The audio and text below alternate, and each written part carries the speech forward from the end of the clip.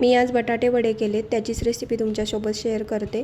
त्यामुळे व्हिडिओ शेवटपर्यंत स्किप न करता संपूर्ण बघा आणि व्हिडिओ आवडल्यास नक्की लाईक आणि सबस्क्राईब करायला विसरू नका।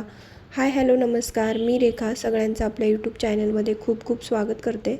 बटाटे वडे करण्यासाठी मी 6 बटाटे चांगले स्वच्छ पाण्याने धुवून घेतलेत आणि कुकरमध्येच बटाटे शिजवणार आहे, त्यामुळे कुकर लावते। आणि कुकर आपण जेव्हा गॅसवरती ठेवतो ना, तेव्हा गॅस स्लो करायचा, म्हणजे मग बटाटे चांगले शिजले जातात। फास्ट जर गॅस केला तर मग फक्त पटापट शिट्ट्या होतात आणि बटाटे काही लवकर शिजत नाहीत, त्यामुळे मी गॅस स्लोच ठेवत असते। आता त्याच्यानंतर ना बाकीची तयारी पण करून घेते। बेसन पीठ काढून घेतलं आहे। बेसन पीठ चांगलं भिजलं म्हणजे मग बटाटे वडे छान लागतात खायला। आता इथे बेसन पीठ पाहिजे तेवढं काढून घेतलं आणि खायचा सोडा टाकला आहे थोडासा। त्यानंतर ना थोडासा ओवा घेतला आहे, क्रश करून टाकला आहे ओवा, आणि हळद टाकली आहे। आता ह्याच्यानंतर चवीपुरतं मीठ टाकते। चवीपुरतं मीठ टाकल्याच्यानंतर कोरडंच असं मिक्स करून घेते आणि कोरडं मिक्स करून झाल्याच्यानंतर मग पाणी ओतते। पाणी थोडं थोडं करून ओतते, जास्त एकदम जर पाणी ओतलं तर मग पातळ होतं ते कधी कधी। जास्त पातळ किंवा जास्त घट्टही नाही, असं मीडियमच पीठ करून घ्यायचं आहे तयार आणि पीठ चांगलं भिजून द्यायचं आहे। सोड्याचं प्रमाण पण जास्त ठेवायचं नाही आहे, सोडा थोडासाच टाकायचा आहे। तोपर्यंत ना वाटण करून घेतलं आहे। वाटणामध्ये मी हिरवी मिरची, लसूण आणि अद्रक घेतला आहे। पाणी न टाकताच ओबडधोबड असं वाटण करून घेतलं आणि लगेचच बटाटे सोलायला घेतलेत। बटाटे सोलून झाले की चांगले बारीक असे स्मॅश करून घ्यायचे हातानेच आणि त्याच्यानंतर गॅसवरती कढई ठेवली। कढईमध्ये 1.5 चमचा तेल टाकलं आणि तेलामध्ये मोहरी टाकली। मोहरी चांगली तडतडली की मग जिरे टाकले आणि त्याच्यानंतर मग हळद टाकली। आता इथे मी वाटण टाकायचं विसरले, तेलामध्येच वाटण टाकायचं होतं, पण वाटण टाकायचं माझ्या लक्षातच नाही राहिलं, तर वाटण नंतर टाकते मी। त्याच्या आधीच बटाटे जे आपण स्मॅश करून ठेवले होते ते टाकलेत आणि हे चांगलं परतून घ्यायचं आहे।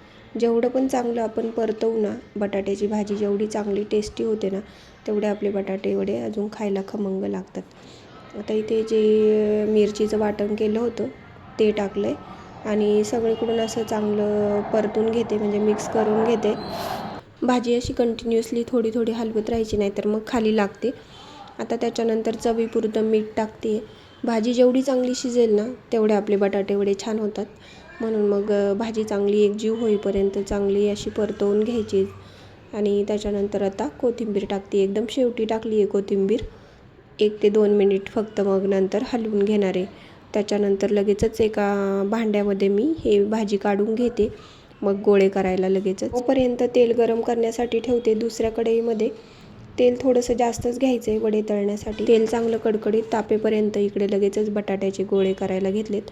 असा एक छोटासा गोळा घ्यायचा आणि हातावरती असा गोल गोल करायचा आणि मध्ये धरून त्याला वरून प्रेस केलं की छान असे गोळे तयार होतात वड्याचे।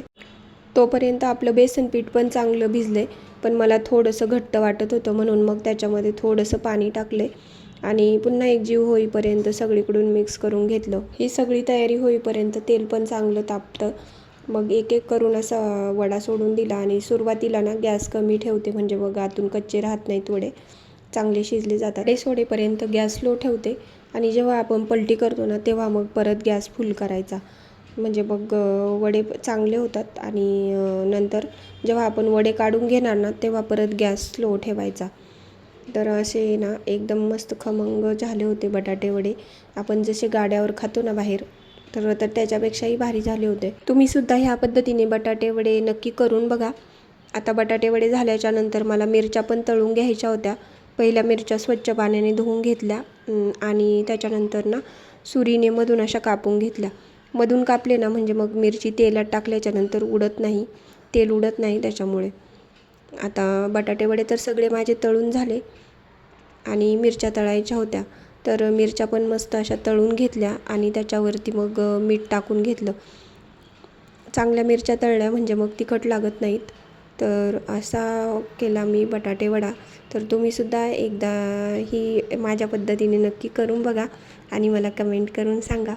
व्हिडिओ आवडल्यास नक्की लाईक करा आणि सबस्क्राईब करायला विसरू नका। श्री स्वामी समर्थ। या सगळ्यांनी बटाटे वडे खायला।